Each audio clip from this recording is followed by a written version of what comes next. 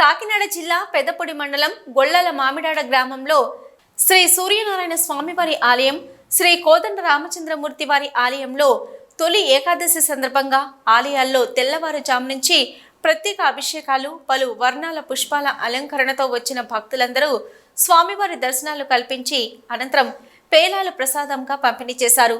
ఈ కార్యక్రమంలో సూర్యనారాయణ స్వామివారి ఆలయం అర్చకులు రేజేటి విజయచార్యులు, కోదండ రామచంద్రమూర్తి వారి ఆలయ అర్చకులు రేజేటి మంజునాథాచార్యులు మాట్లాడుతూ, తొలి ఏకాదశి పర్వదినంతో హిందువుల మొదటి పండుగ మొదలవుతుంది. హైందవ సంస్కృతిలో తొలి ఏకాదశికి విశేష స్థానం ఉంది. ఒక ఏడాదిలో 24 ఏకాదశులు వస్తాయి. వీటిలో ఆషాఢ శుద్ధ ఏకాదశిని తొలి ఏకాదశి అని పిలుస్తారు. పురాణాల ప్రకారం శ్రీ మహావిష్ణువు క్షీరసాగరంలో శేషతల్పంపై 4 నెలల పాటు శయనిస్తాడు. అందుకే దీన్ని శయన ఏకాదశి అని పిలుస్తారు. తొలి ఏకాదశి నాడు పేలాలు ఎందుకు ప్రసాదంగా పెడతారంటే, పేలాలు పితృదేవతలకు ఎంతో ఇష్టమైనవి. అంతేకాకుండా మనకు జన్మనిచ్చే పూర్వీకులను పండుగ రోజున గుర్తు చేసుకోవడం మన బాధ్యత.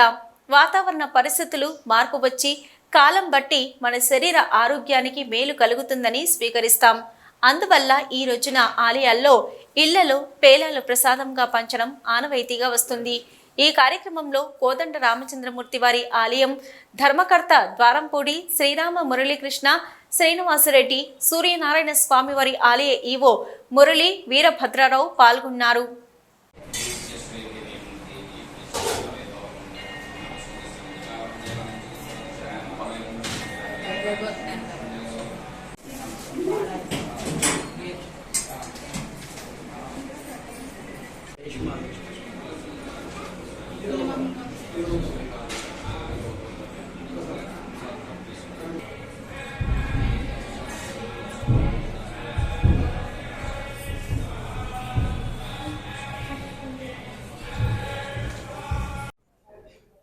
जय सदा सवित्रमंडल मध्यवर्ती नारायण सरसिजासन सन्निविष्ट केयूरवान् मकरकुंडलवान् किरीटिहारी हिरण्मय भूतृतशंखचक्र श्री सूर्यनारायण स्वामी देवस्थानं गोल्लल मामिडाड पेदपूడి మండలం కాకినాడ జిల్లా।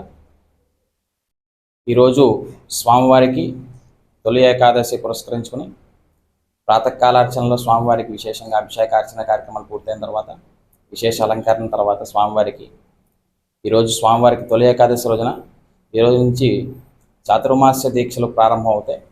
అట్లాగే మన స్వామివారి దేవాలయంలో కూడా ఈ స్వామివారికి విశేష అర్చన కార్యక్రమాలు పూర్తి చేసి తదనంతరం విశేష అలంకరణల తర్వాత స్వామివారికి పూజాధికారి పూర్తి చేసిన తర్వాత ఈరోజు స్వామివారికి పేలాలు నైవేద్యం చేయడం విశేషం। కార్తీక మాసంతో తర్వాత ఈ చాతుర్మాస దీక్షలు కూడా పూర్తి అవుతాయి।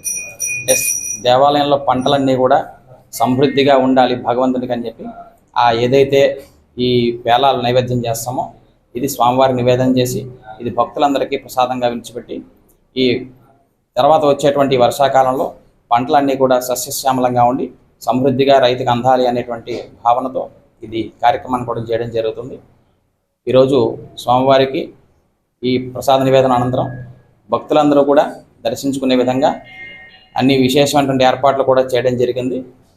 ఈ దేవాలయానికి సంబంధించినటువంటి కార్యక్రమాలు కూడా మా ధర్మకర్తలు ఈవో గారు వీరందరూ కూడా పూర్తి సహకారంతో భక్తులకు ఎటువంటి ఇబ్బందులు కలగకుండా ఈ కార్యక్రమాలన్నిటికీ దర్శన ఏర్పాట్లకి పూజలకి కూడా ఎటువంటి అంతరాయం కలగకుండా అన్ని ఏర్పాట్లు చేయడం జరిగింది।